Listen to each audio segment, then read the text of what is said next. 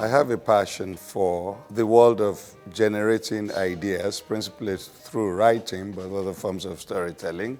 And I also have a particular interest and passion for bringing people together around these ideas. The sole objective being, can we continuously explore how we can move society forward? And I'm a person who loves human beings, for just being human beings, but particularly love African people in a very sort of broad definition of being African, which is why we settled on Africa in the world. Africa exists in the world. Africa is not one color. Africa is not even one place. What appeals to me is the concept of bringing together intellectuals and policymakers to have a frank and open conversation about the position of Africa and what can be done to change it. I think it is time for Africa to be the continent of the present and begin to realize our full potential. Because we need to bring together leaders who are actually implementing changes we want to see in the world. What I'd like to see happen in the continent after all these discussions is, of course, action. You can just be a talk shop, and that can be fun and intellectually stimulating, but it's got to lead to action. I genuinely believe Africa can be the food basket of the world. So I'm very optimistic about Africa, but what we need is real action. So we will welcome the world's brightest, most innovative thinkers across all fields once a year to this wine farm, Spear, in the African town of Stellenbosch, to be in communion with a number of our leaders that, in our best judgment, have the highest potential for having their minds changed, so that they can harvest some of these ideas that they think are applicable to the peculiar circumstances of their societies and implement them. To be in a community of leaders who are very successful in their individual rights, but come together as a collective to inspire each other, to share ideas about our dreams for the continent. At the heart of any major transformation, there have been a few leaders who took, into themselves to change things. We need to do that in Africa, we need to do that in the whole world, and I think that's why it's important to get together. Every one of us has got something exceptional that we are doing. When you start conversations that are framed by opportunity and by hope instead of by challenges, you move the entire conversation into a different space. I want to make agriculture sexy, agriculture cool, and thereby make most people to join this revolution. And one can but hope that there'll be at least in some cases, there'll be a beneficial ripple effect. So the hope is that over the course of a lifetime, we're able to move the needle, sometimes very quickly, sometimes slowly, but we don't stop.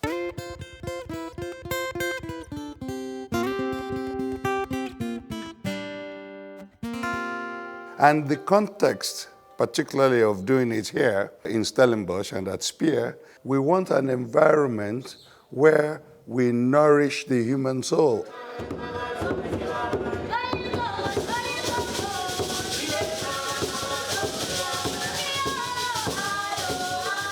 One of the beautiful things that it's been able to do is to create a very healthy balance between formal sessions and a lot of informal discussions, creating the space for people to just exchange ideas. As you move out and you listen to music or you see the art around you and you just take pause, it's literally just walking from one room to another and you have a minute to just stand and take in, the skill of a musician. We are all out there trying to make a difference. Sometimes it can be taxing and hard. Just that moment of pause that it gives you, calibrates you again and brings your heart and your head together in a better way. I'm taking care of holistically, actually, mentally, emotionally, spiritually, and physically, and intellectually.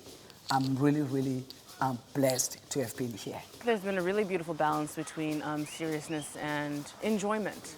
And I think that is to remind us of the human aspect of development, that we need to be human, that we need to be caring, that we need to be thoughtful when we think of these things. So reconnecting to that reason for what we're doing and to that passion and to that inspiration is super important, and I think it's definitely one of the things that are happening here this week. I don't think I've ever experienced a conference that brings those elements together quite like this.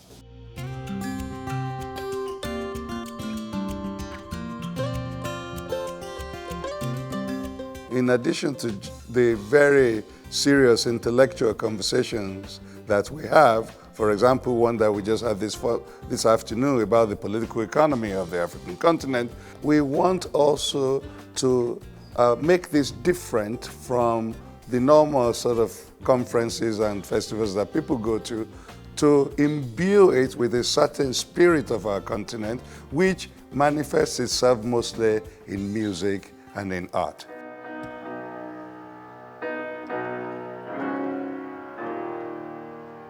Music is really something that belongs to all of humanity.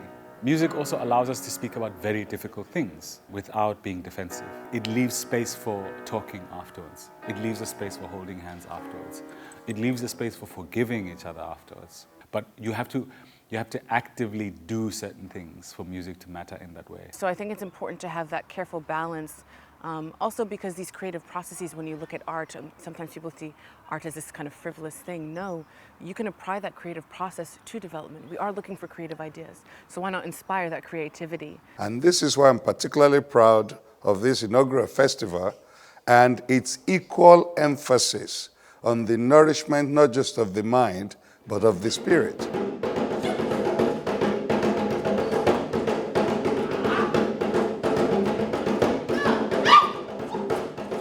And so our attendees, our speakers, our panelists have been surprised at different points over the course of each day with elements of this really powerful culture to which we are here, which allows even more flourishing of the ideas and the communion that we want to happen over the course of the few days of this festival. So that by the time we come back next year, for an even more powerful experience, we're learning that the nourishment of the soul is a key component of the world of ideas, the ideas sharing that happens on the panels. These things are connected, and that one cannot be divorced from the other. So when we say this is an Africa in the World Festival, we are principally different from many others in the sense of this deliberate integration of both parts. We do not see them as separate. We see the experience as whole. Brothers and sisters, when they insist that we're just not good enough, good enough, where we know better, just look at me in the eyes and say, we're gonna do it anyway. We're gonna do it anyway. We're gonna do it anyway. We're gonna do it anyway. She's a My hope is that we will continue to refine and improve upon this. I'm very grateful to be here, coming from Latin America, because I think we share, both Latin America and Africa, similar challenges, and we don't talk to each other enough. I'm looking forward to leave the event with more connections, hopefully with concrete action plans to do something in a more collaborative way, which I think is super necessary for Latin America, for Africa, and hopefully for the world. I've really been impressed with the organization. I think I would not want to miss any opportunity. And I actually think it's encouraged me to talk to people that I actually think would also benefit significantly from this. And I just hope, and then we've suggested this to Delhi, that this must definitely not be a once-off event. I think it's going to be very important for us to continue and recreate this sort of environment and just be persistent with it.